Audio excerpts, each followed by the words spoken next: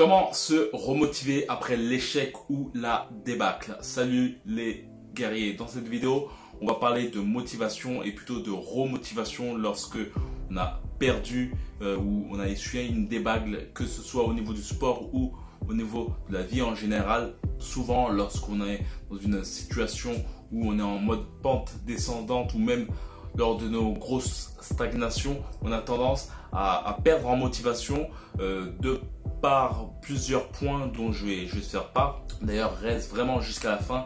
Le dernier point sera particulièrement intéressant. Avant de commencer cette vidéo, dans la description, il y a un lien qui te permettra de télécharger mon livre « Développe ton mental de guerrier » qui est une syntaxe de ma carrière, de ma petite carrière de boxeur et aussi mon petit passage en boxe main nue. Et aussi, il y a une deuxième partie basée sur toutes mes lectures et ce que j'ai pu implémenter dans ma vie. Donc le but est justement de te permettre d'aiguiser ton mindset. Comme j'aime bien le dire, le but c'est de te faire boxer sans rentrer sur un ring.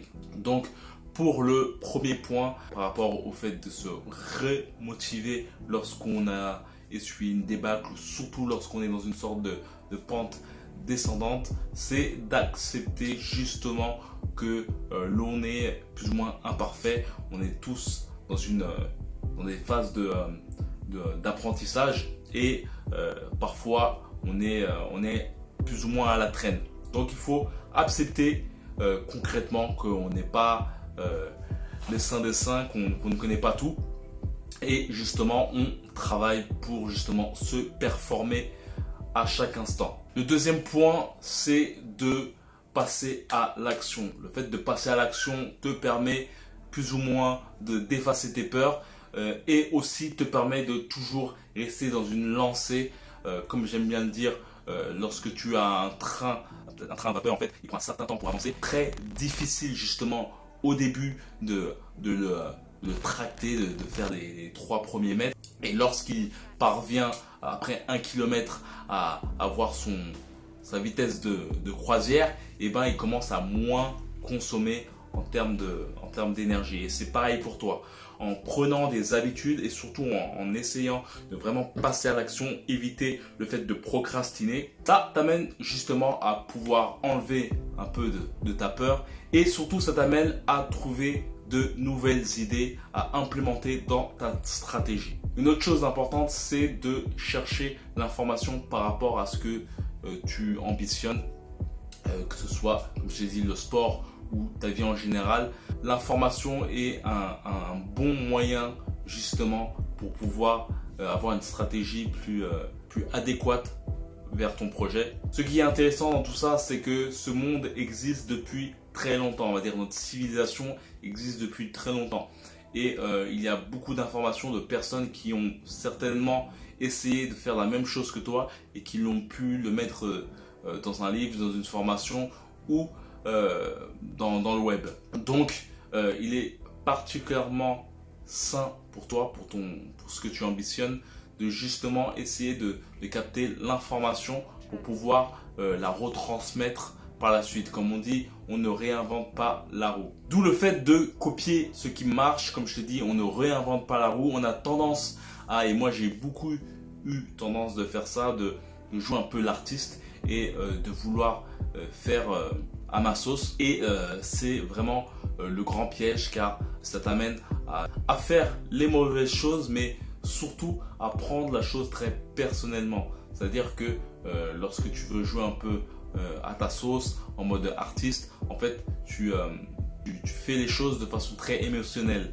Et lorsque justement tu adoptes une stratégie qui marche déjà et qu'il suffit simplement de rectifier les choses lorsque ça marche pas, et ben tu vois la chose un peu plus rationnellement, c'est-à-dire que tu vois la chose un peu de façon plus méthodique, plus mathématique.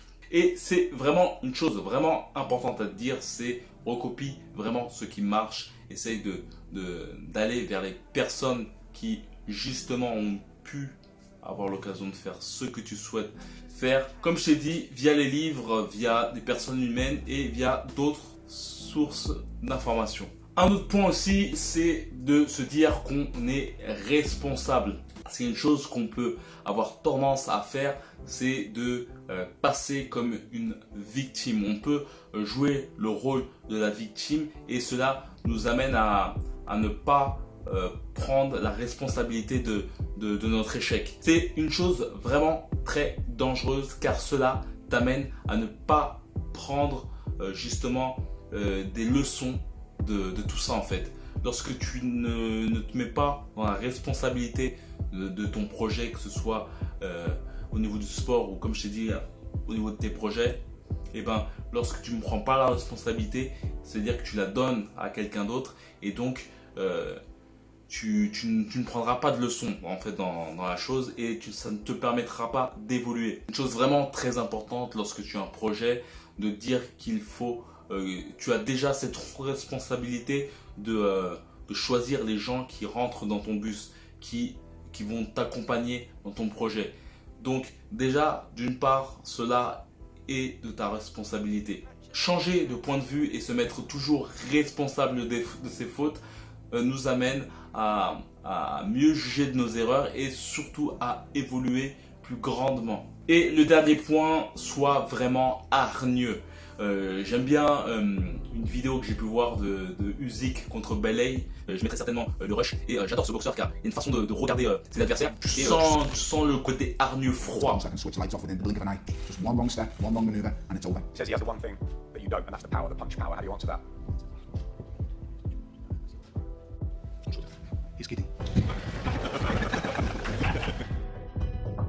Sois hargneux contre toi, contre ta paresse, contre ta flemmardise, sans pour autant te fouetter dessus, mais surtout en fait ce côté compétitif, essaye de l'absorber et voilà. Comme j'ai pu le dire, dans la description, il y a un lien qui te permettra de télécharger mon livre Développe ton mental de guerrier. C'est totalement gratuit. Je l'envoie par mail, il suffit simplement de me passer ton meilleur mail via le lien dans la description. Tu peux aussi cliquer la vidéo pour essayer de booster cette vidéo, me mettre un commentaire pour me dire ce que tu en penses. Et voilà, comme d'habitude, force.